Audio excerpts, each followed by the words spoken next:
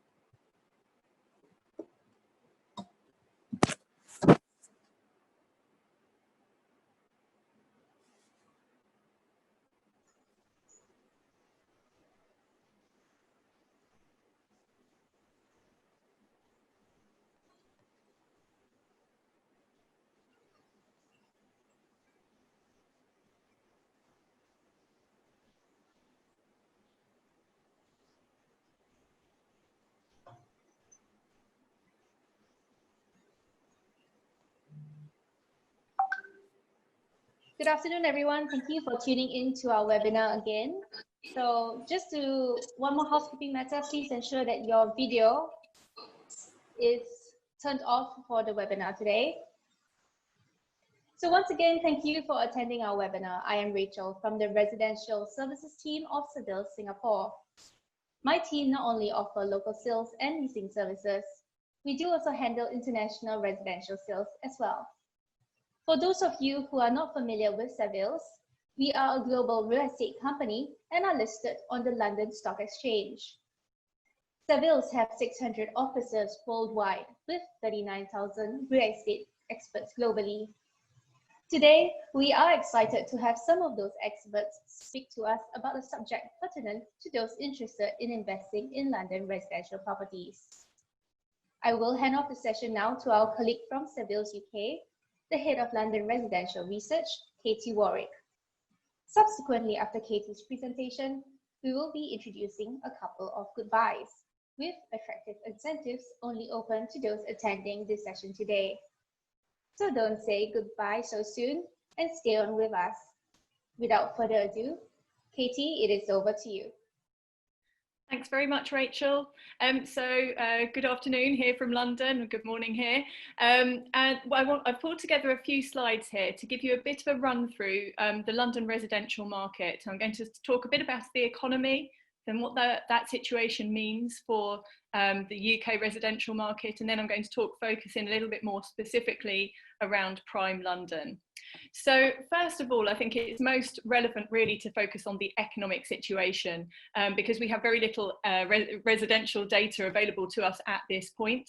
In the economics perspective, we are looking at a whole range of different economic situations, and I've put up a whole range here because they're moving very quickly. We've also dated them, which is absolutely crucial at the moment because as this situation evolves, these are constantly being revised. And actually the trend at the moment is that they're being revised downwards. So the situation from the economic forecaster's perspective is this is getting worse. However, the situation in terms of the numbers of deaths, the new number of cases, certainly in London, is getting much, much better at the moment. So that's great. So we're looking at a number of different scenarios here, ranging from a contraction of the economy of 4% this year, all the way through to almost 13%. So you can see it's a very, very big range. But what you can see is that in 2021, next year, these figures are all expected to be in positive territory. So what that suggests is that it's a V-shaped recovery. There are also some baseline cases here and some downside scenarios. So for example, Oxford Economics, who we tend to use quite heavily in the research team, we tend to find their sort of middle of the road forecasters tend to be quite sensible in their logic and the data that they use. their base case is for a contraction of 8% this year, but then a really strong rebound of 12% next year.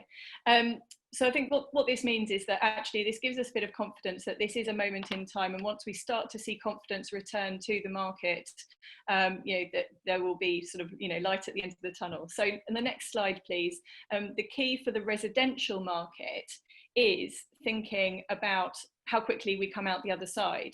So I talked about a V-shaped recovery, and that's what most of those base case scenarios are. If we see one of those downside scenarios, if it's a sharper contraction of the economy, it's likely to be, potentially a bit of a more U-shaped recovery. Thereafter, it'd be slower to get back to, where we were at the end of last year.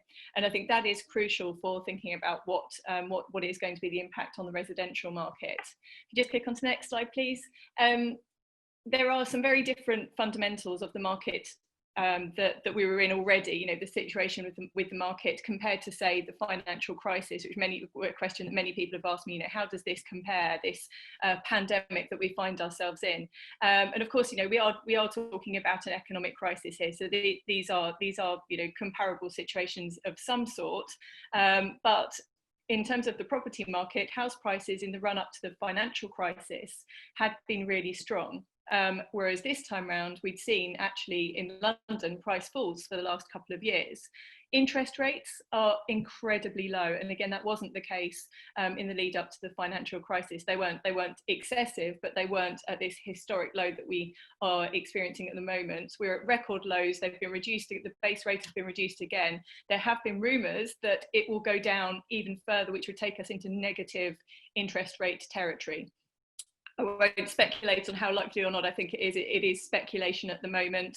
It's possible, but it is speculation. But even so, even with the interest rates we have at the moment, we know that this is likely to continue as the government needs to help support the economy to see us through this period. They're likely to stay low for much longer, which is really good news for homeowners, anyone using mortgage debt.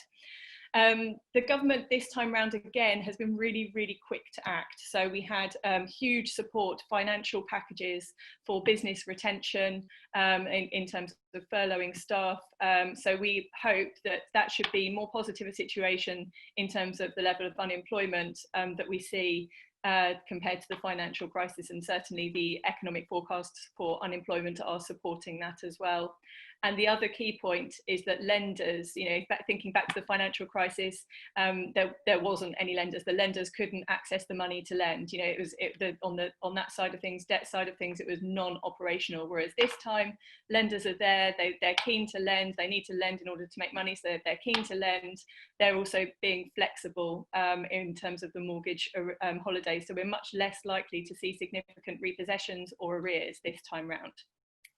So next slide, please. What that means for the residential market, some of the key factors that can affect the pace of the recovery. Clearly, all this economic uncertainty, this economic, contraction of the economy that I've talked about, it does lead to low consumer sentiment. And if you think about, people looking to buy a house, it's one of the biggest financial decisions that anybody makes. So it's much easier to say, okay, I'll rent a house. It's much lower commitment, people are, in this time of uncertainty, they are going to sort of maybe pause and wait and just gather their information.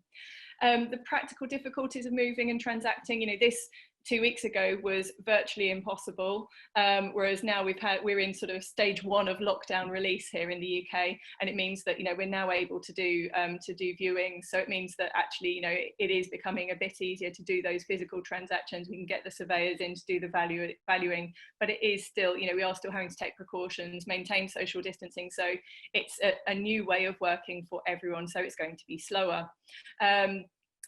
The negative impact on earnings, employment, wealth generation, and also just thinking about generally people's wealth. If people have their money tied up in the stock market, are they, where that's been very volatile over the last few weeks, how secure are they going to be feeling about their personal wealth? I think these are all issues that are going to impact on the market. So next slide, please. One bit of residential data that we do have that is very timely, which we like to use, it is our forward-looking indicator, is a sentiment survey that is done by the RACS, so very reputable. and they asked their surveyors what has happened to prices over the last month, what has happened to new buyer inquiries and new instructions, and have they gone up or down over the last month. And you can see certainly for new buyer inquiries and new instructions, our measures for demand and supply, in March and April they have fallen significantly, the furthest that they have done it, that you can see back over time, and actually it's even further than in the financial crisis. But the one really interesting thing is, if you think about what sort of basic economics, the balance of supply and demand, and if supply and demand are equal, then you shouldn't see any impact on prices. I'm not saying there won't be any impact on prices, but what is interesting is that they have both of those lines have fallen in tandem, and that means that actually there isn't that same that same reason really why we should see significant price falls. However, it does lead to lower transaction volumes, which we have already been seeing in the market. So with that in mind, we've put some thought into what might happen to prices, and we do our forecasts every November. I'm sorry, next slide, please. We do our forecasts every November. So back in November 2019, we put out our 5-year forecasts for the UK market, UK residential market. And in the top line there, you can see that we were expecting at that point 15% growth over the next 5 years. And of course, at that point, there was no news of the pandemic. The main thing that was on our minds, and the main factor was Brexit, and we are due to have those trade negotiations complete by the end of this year, and then next year we were hoping that we would have more certainty. Now, of course, this whole global pandemic has sort of overshadowed that whole situation, and we are now likely to see price falls this year. They could be between 5 and 10%, we expect. However, we think that the market will bounce back, but it might be just a little bit slower because of Brexit, because of consumer sentiment is quite slow to recover. But in order to still reach that 15% over the next 5 years, even thinking about that scenario too, if we see 10% falls this year, we'd need to see a really strong bounce back over the next couple of years. So it might be that we can't quite reach that 15% growth if we do see 10% falls this year. Next slide, please. So what I've been talking about so far is really at a UK as a national picture, but of course there will be differences across different regions, and clearly the lockdown has affected different industries differently to different extents. Not everybody can work from home. So the different industries are better or worse set up for doing so. And on the left-hand side, this is again a survey of businesses done by the Office of National Statistics. And you can see that arts, entertainment, food, beverage, these are the industries which have been severely hit by lockdown, and actually some of these may permanently cease to trade, not survive this period. But on the right hand side, information, communication, professional services, scientific tech, these are the sorts of industries which have been fairly robust in terms of finding a way to operate and be as efficient as they can throughout this period.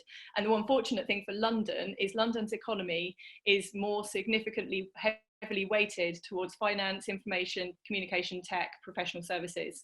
So those are the ones that are really important for London. They're very high value industries, and fortunately, this data suggests that they will be the most robust coming through this.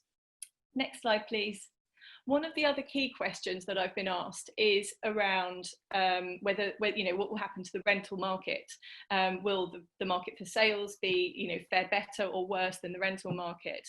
And actually, we have very little data available, strong rental data available. But one thing we do have is an indication, again from the RICS sentiment survey, of tenant demand versus sales demand, buyer demand.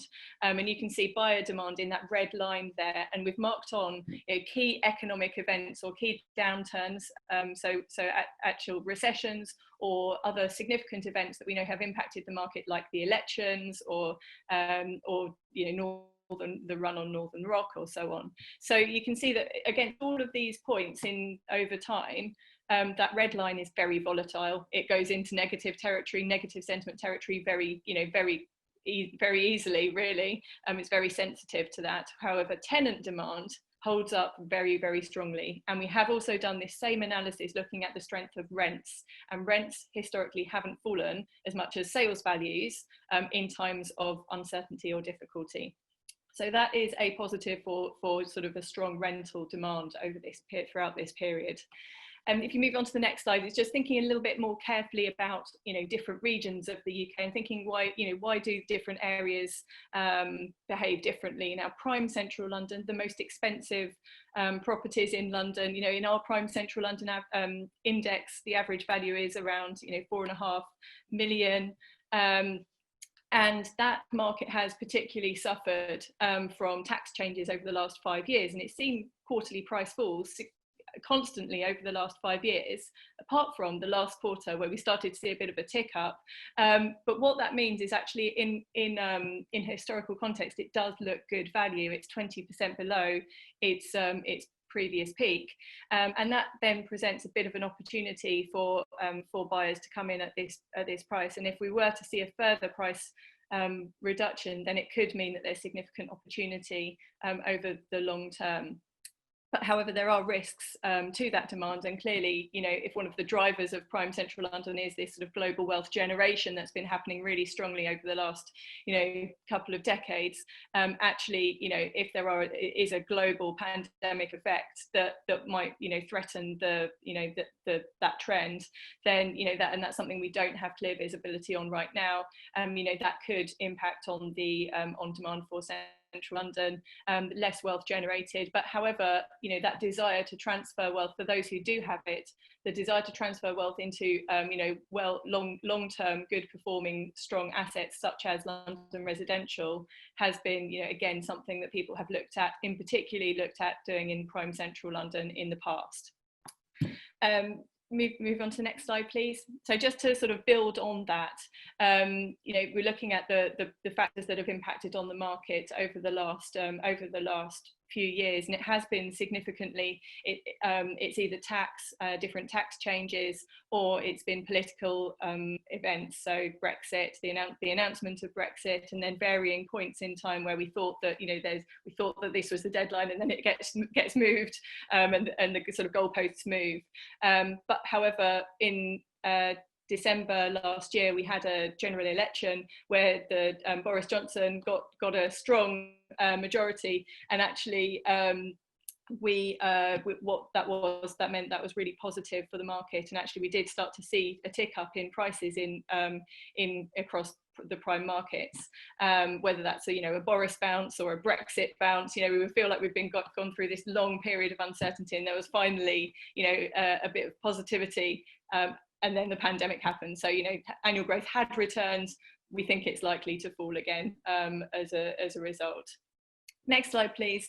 But one of the key factors I think I've already touched on, thinking about what the price falls have been in sterling terms over the last, I've taken the period here since Q1 2016.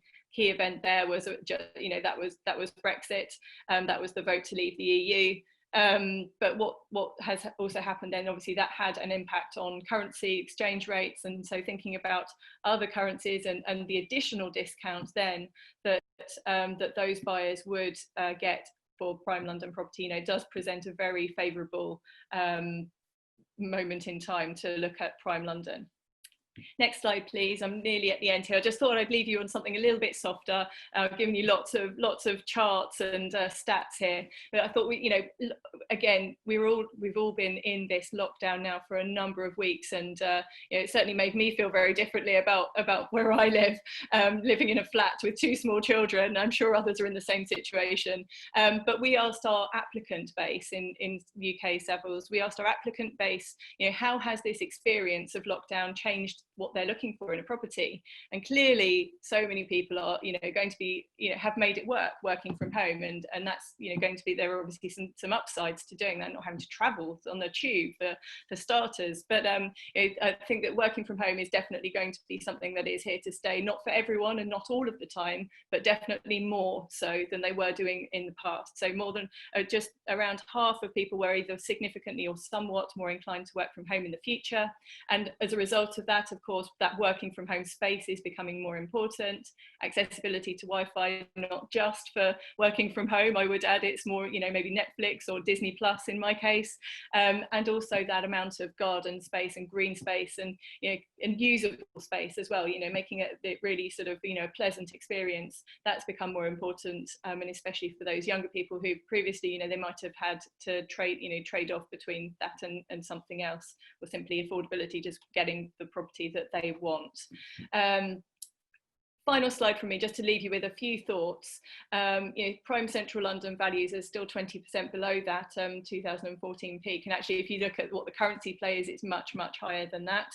The total buy, sell and hold costs, and I mentioned that tax has affected this market. Lots of people will see those successive tax changes and say, actually, London's now, it's too expensive to buy in London. But actually, relatively speaking, if we look at the total buy, sell and hold costs compared to New York, to Hong Kong, Singapore, it's around the same level as New York. It's much, much cheaper than Hong Kong and Singapore, and and Shanghai. So that's quite interesting on the global spectrum, which we know that many buyers in central London are going to be global high net worths.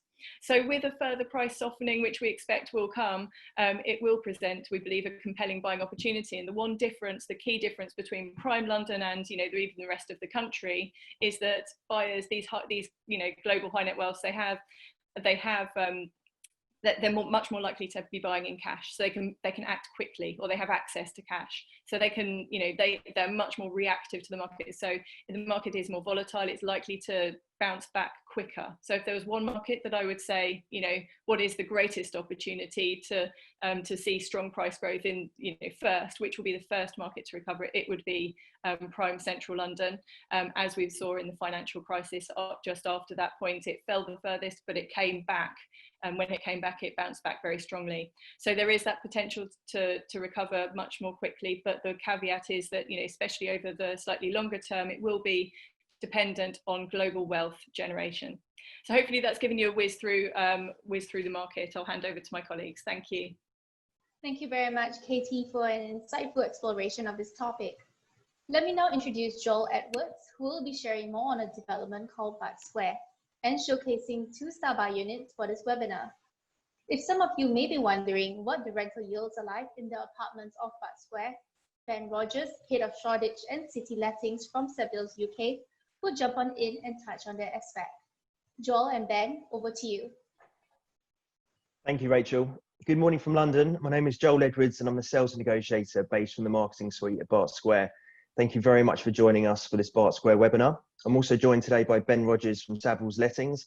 Ben and I are going to run you through why Bart Square is such a fantastic investment, and I hope by the end of it, you'll all be calling me to place your reservation deposit. Okay, so to begin the presentation, I'd like to start by giving you a brief overview of the location of Bart Square in relation to London and also the transport links that the development has to offer. As a reference point, the grey diamond in the middle of the map you have in front of you represents Bart Square. As you can see, it's located in the City of London, which is a Zone 1 location. The development is just north of St Paul's Cathedral, which is around a 6-minute walk away. Here you can access St Paul's tube station for the Central Line. However, the closest tube station to the development is actually Farringdon East, which is only a minute's walk away from Bart Square. The station makes part of the new Elizabeth line. Some of you may already know it as the Crossrail. This is London's newest and fastest tube line connecting east to west, and it's due to open at the beginning of next year.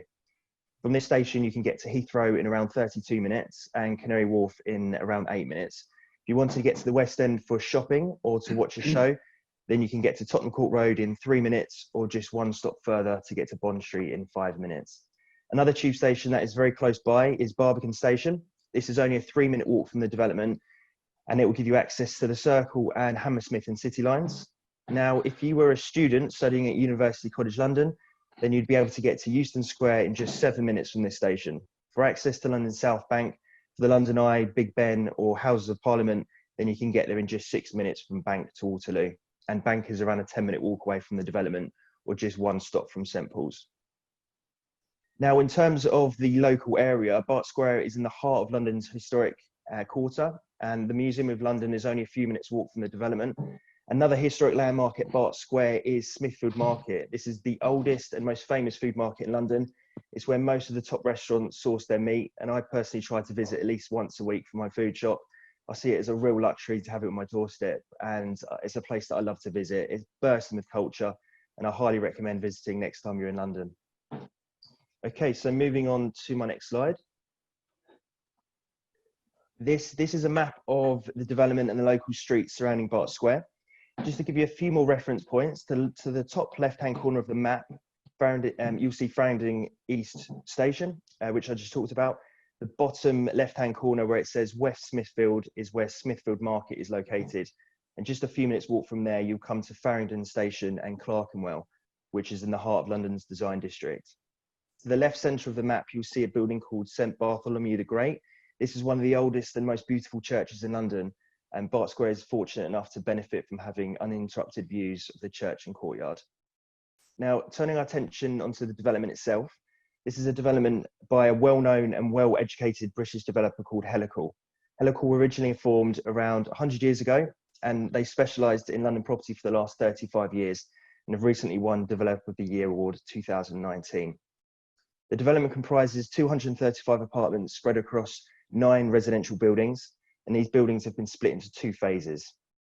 The first phase consists of 144 apartments spread across 6 buildings. To try to make things as clear as possible for you, I've highlighted these buildings in blue on the map. Now, I think Helical have done a fantastic job with these buildings. By managing to retain most of the original facades, it's given the development a lovely mix of traditional and contemporary style, which is very much in keeping with the style in this part of London. Helical have also done a great job of appointing world-class architects for each individual building in phase 1, and that's given the building their own character and identity, which I think is really important in creating a new neighbourhood like this. Now, moving on to phase 2, this phase consists of 91 apartments spread across 3 buildings, and I've highlighted these buildings in red on the map. All 3 buildings are newly built and have been carefully designed to be in keeping with the traditional style of the area. The Levitt Building and Percival House are the only buildings at Bart Square which benefit from views overlooking the church, and they also have direct access into the new courtyard and garden. All of the apartments in phase 2 have the same interior finish, and most importantly, all of these apartments are now complete and ready to move into. If you were wondering who is buying at Bart Square, then I can tell you it's been very popular with the UK market, accounting for around 60% of all sales. It's also been very popular with buyers from Pacific Asia, accounting for 35% of all sales. Lots of our residents are city workers, lawyers, and even students due to the quick connections to London's colleges and universities. The development currently has 3 incredible new restaurants that have recently opened at Bart Square. They're all located in the main square of the development, and I've highlighted them as green stars on the map. As well as these 3, there are also going to be 7 more retail units to come this year, and they'll all be located on the ground floor of the phase 2 buildings. These retail units have been highlighted as purple stars on the map. Out of the new retail units, 1 will be another top restaurant comparable to the existing 3, but the others will not be food or beverage. At this stage, I don't know what they'll be, but further details will be released shortly. Now, in terms of your amenities, you'll have access to a 5-star 24-hour concierge and security service, a private 18-seater cinema room, private bar, private dining area, and adjacent kitchen for private functions or meetings. All of these amenities, are located within Hogarth House, which I've marked as yellow star on your map. I promise that's the last coloured star you'll see today. I do have another slide with images of these amenities that we can look at in a minute. Okay, so moving on to our next slide. This is showing you pictures of the existing restaurants that we've just discussed. The top left image is of Lino, which is a high quality bar and restaurant. The menu there is incredible and it focuses on British ingredients. The bottom left is of Stem and Glory. This is an award-winning vegan restaurant serving delicious plant-based foods. This is really popular with meat lovers actually, which tells you everything you need to know about how good the food is there. And the image on the right is of Half Cup. This is a cult coffee shop serving fantastic brunch menu. They also make the best homemade cakes there, and you'll always be tempted when you pop in there for your morning coffee. Okay, so the next slide. This is showing you an image of two buildings in phase 2. So you've got the Levitt building on the right and Percival House is on the left. You can also see our beautiful marketing suite, which is just located just to the right of the Levitt building. I think this is a really great image to show you because it highlights that modern and traditional style that I've been talking about. Okay, so moving on to my final slide of this section. This is of the amenities. I've already talked about what this includes, but if you've forgotten, then it's also listed at the top right-hand corner of the screen. You can see by looking at these images that the amenities are 5-star in quality. I've worked on quite a few new build developments in London, and this cinema room is by far the best I've seen. It's been really popular with the residents as well. The other images are of the private bar, the dining area, which you can book out via the concierge.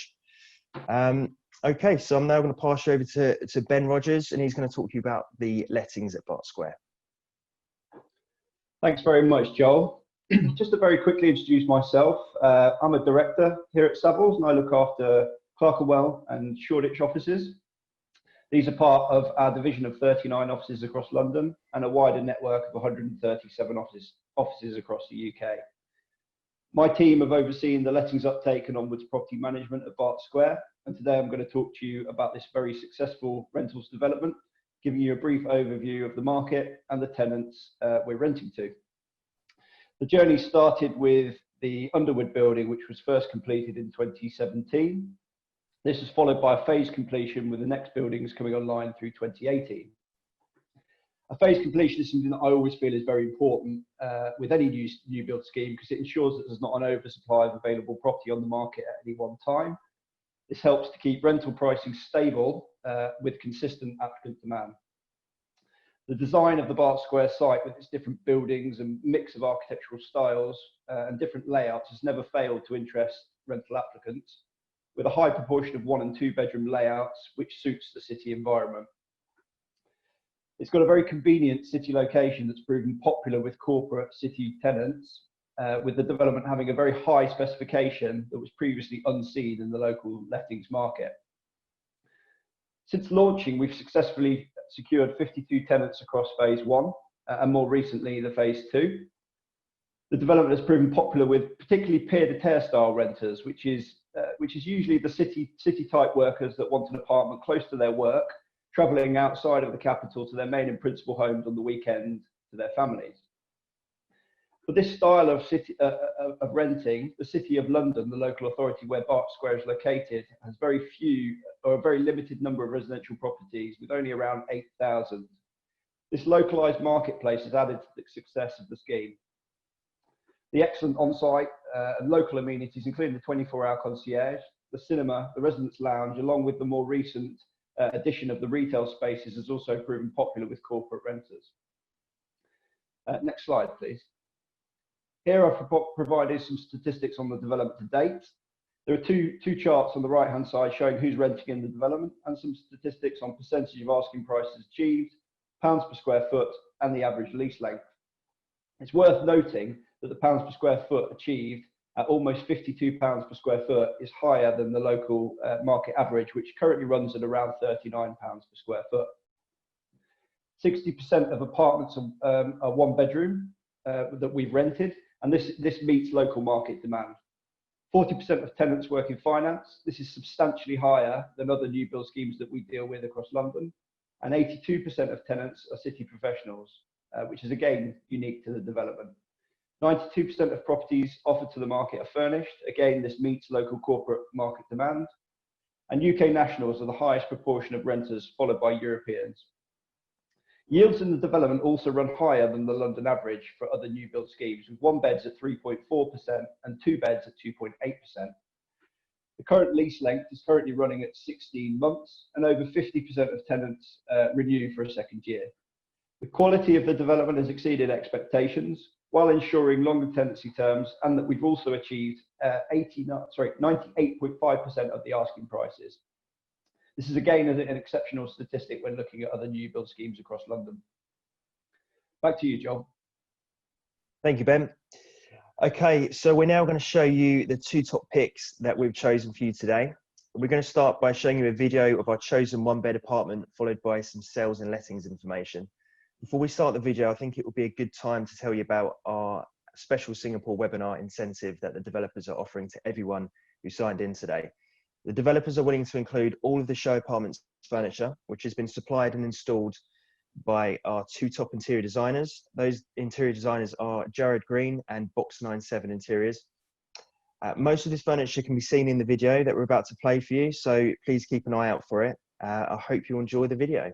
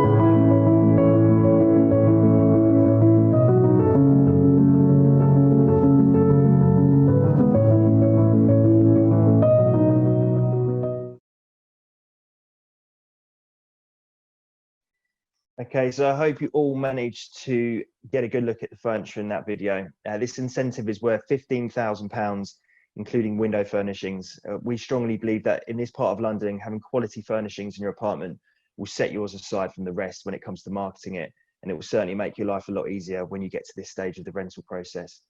Like I mentioned, this incentive is only for the people who have joined in on this webinar today, so I do highly recommend taking advantage of it.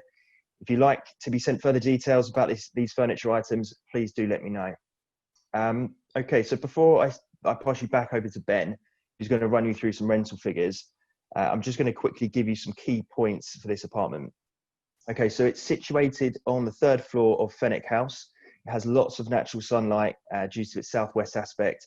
The apartment also benefits from having 3 Juliet balconies and 2 really good sized storage cupboards, which you don't normally see in apartments of this size. These one beds have been very popular with investors and second home purchasers, so there'll always be a good pool of buyers to choose from if you ever wanted to sell in the future. As you can see, this apartment is on for $925,000 and it's 562 square feet. These one beds have been really popular and we currently only have 8 left available. I'm now going to pass you back over to Ben, who's going to give you some more information on the rental side. Thanks, Joel. Yeah, this is a great example of a city 1-bedroom apartment, which has been exceptionally popular with those pied-à-terre style corporate renters that I mentioned earlier.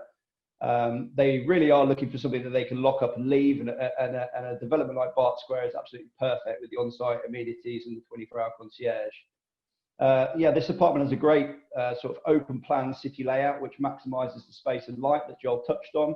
And the furniture and the way it's been dressed would indeed be exceptionally popular with the corporate market.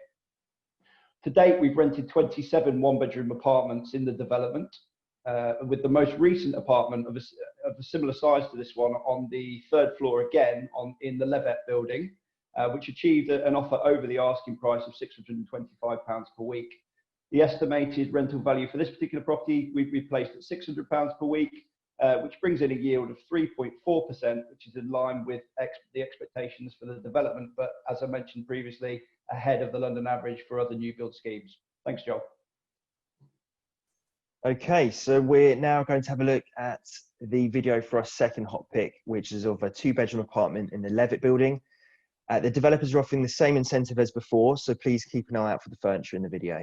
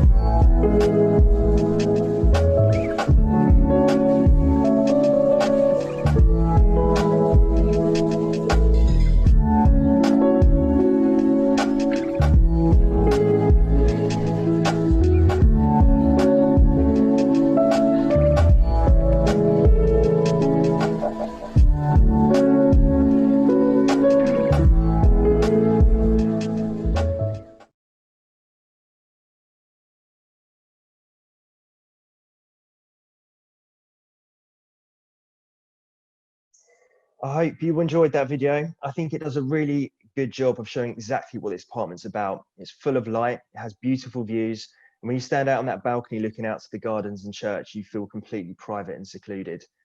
For me, the living area and kitchen is one of the apartment's best attributes. If you look at the floor plan, you can see where there's a space for a large dining room table next to the kitchen. Having this space helps separate the kitchen and the living room, and therefore makes the apartment feel even more spacious. The furniture in this apartment amounts to 19,000. And again, if you require any further information about the furniture items, please do let me know. But for now, I'm going to pass you back over to Ben, who's going to run you through the lettings information for the apartment.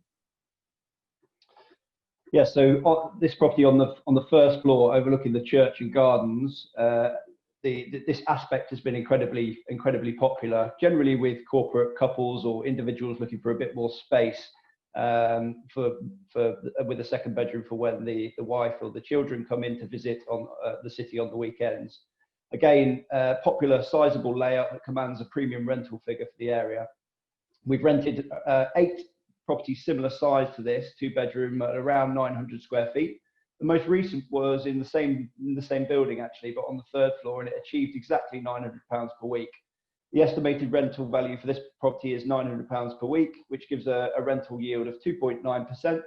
This is above the average for other two-bedroom apartments in the development. Just running through to the next slide. Next slide, please. Just wanted to touch on how we can help you. If you decide that Bart Square is the right rental investment for you, I'd like to just touch on that Savills UK website has twice as many hits as our next biggest competitor. We have an exceptional London network with one database to help secure you the best-in-class tenants.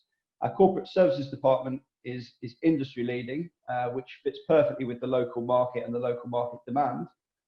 And our local office is only a short walk away from the development, with 7 other local offices providing an unrivaled local London network. And we're here to help. So from everything from pre-completion inspections with the developer, who we know and have worked with many times before, saving you a trip to London. We will handle the key handover and collection. We'll advise you and support you, including help with furnishing choices, marketing, and securing you a suitable tenant, and the onwards property management support to find you best-in-class tenants and offer you the best possible advice as our client. If you need anything further on renting at Bart Square, please feel free to get in contact with me directly. But I'm now going to hand you back to Joel, who's going to talk you through the key sales information. Thank you. Okay, so we are coming close to the end of the presentation, but before I summarise, I think it'd be a good time to quickly run you through the basic sales information.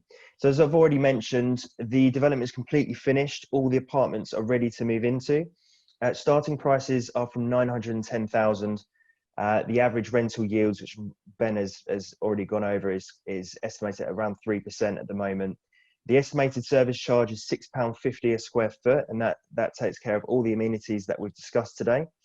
The ground rents for a 1-bed is £500 a year. For a 2-bed, it's £600 a year. And the payment terms are as follows. So we require a £5,000 non-refundable fee is payable on reservation. The 10% is payable on exchange of contracts, which is 21 days after the draft contract has been issued. That's after reservation. The balance of 90% is due on completion. There is another incentive that we are offering, and that's a £1,500 contribution to the use of our recommended solicitors. The lease is 999 years, which I think will outlive most of us. Moving on to my final slide, please. Okay, so I'd like to finish the presentation by answering the question, why Bart Square? For me, it's simply the location. This development is one of only few opportunities to own a property in this part of London, and it's due to the lack of planning permission being granted for residential developments in the city. The forecast for new households to be built in this area over the next 10 years is only an increase of just 300 from the current figure of 4,600. Therefore, this can only sustain capital growth and rental demand in the area. It also has unrivaled transport links. Farringdon East Tube Station is going to be one of London's best connected stations when it opens at the start of 2021. And owning a property that is only minutes walk from here will only make it easier to rent, and also will help with increasing capital growth. Bart Square is also constructed to an exceptional quality, and the fact that the development is now ready, now complete and ready to move into is a massive positive. It really does make a difference to potential tenants when they are making a decision on where to live, by knowing that they'll not have constant construction work going on around them. I don't think anybody wants that, to be honest. There's also an incredibly deep tenant pool, literally on the doorstep at Bart Square, and it's due to the location. It's something that will likely never change. Like I previously mentioned, we have anyone here from city workers to lawyers to hospital staff and students living at Bart Square. So you certainly will not struggle to find a tenant for your property. Okay, so we've now come to the end of the presentation. I'd like to thank you very much for joining us today. I really hope it's given you a good insight into Bart Square and why it's such a unique investment opportunity. If you do have any questions or you'd like to book a virtual viewing with me, please do let me know. But I hope you have a lovely evening, and I hope to hear from you soon. Thank you. Thank you very much, Joel and Ben.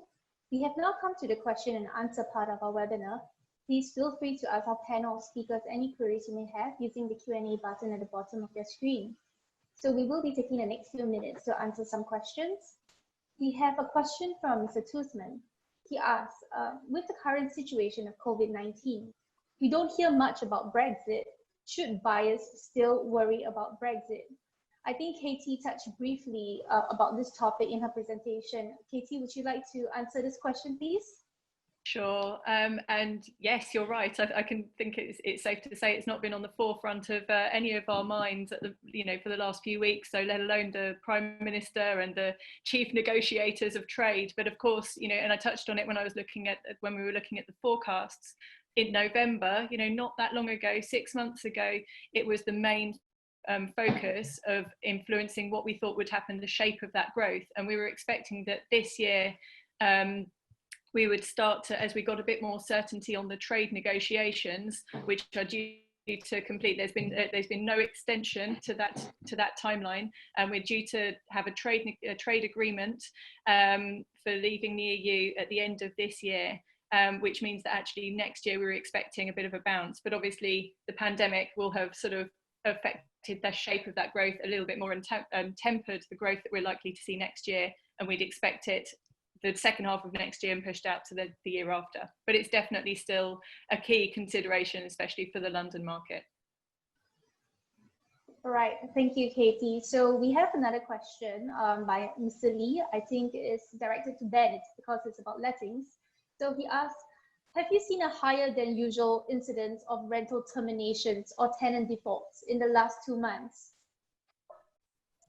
Thanks, Rachel. Yeah, it's a good question. It's certainly been tough the last 2 months for some of our tenants and landlords, with discussions taking place about periodic rent reductions, with some tenants suffering financial hardship because of the COVID-19 situation.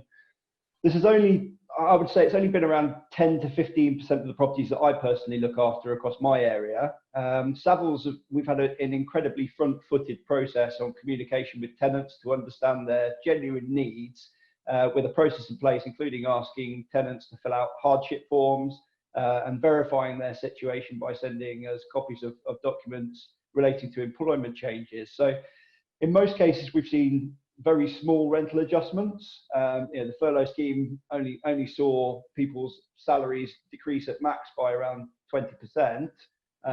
So we've seen very small rental adjustments on the whole, and in most cases these have been paid back, or we put a payment plan in place where these would be paid back once the furlough scheme comes to an end. We have seen some tenancies terminating, but this has mainly been around the student market, with universities proposing remote working for the rest of the year, and some students returning home. We've also seen some tenants maybe moving outside of London to principal homes, which has brought terminations and some increased supply across the market. But generally, as I say, we've been very front-footed on speaking to tenants and sorting out these situations quite quickly.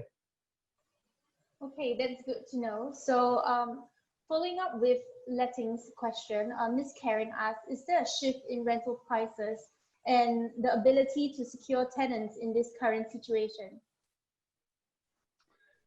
We've seen, I mean, what we have seen over the past 9 weeks is a period of suppressed applicant demand. So mainly due to the fact that the government has dictated up until recently that only essential moves that cannot be delayed can go ahead. So we've very much been in lockdown as an industry. This ended on the 18th of May, and since then the letting industry has been given the green light to open our residential offices again and conduct face-to-face viewings. And over the last 2 weeks, we've seen applicant demand return to similar levels versus the same 2 weeks last year. So there is currently some pent-up applicant demand that we're seeing in the marketplace as well. So people who wanted to move over the last 9 weeks haven't been able to. Currently, however, we have quite high supply across the market. So because of that period of suppressed demand, supply has increased around 30% across London. But what I would say is, as the applicant demand returns to the market, this supply will decrease. And traditionally, the London rentals market is incredibly buoyant. As Katie touched on in her presentation, we've seen substantial amounts of rental demand through downturn markets previously. And I would imagine that we will see the market return back to previous levels and pre-lockdown levels, and the full strength of the market return fairly quickly as the lockdown starts to be lifted. Okay, that's good to know. So if anybody wants to invest in a property in London right now, I think, and not occupy it, being able to want to rent it out, I think this would be very a good news for them. So we have one more question from Mr. Ng. I think Ben can take this.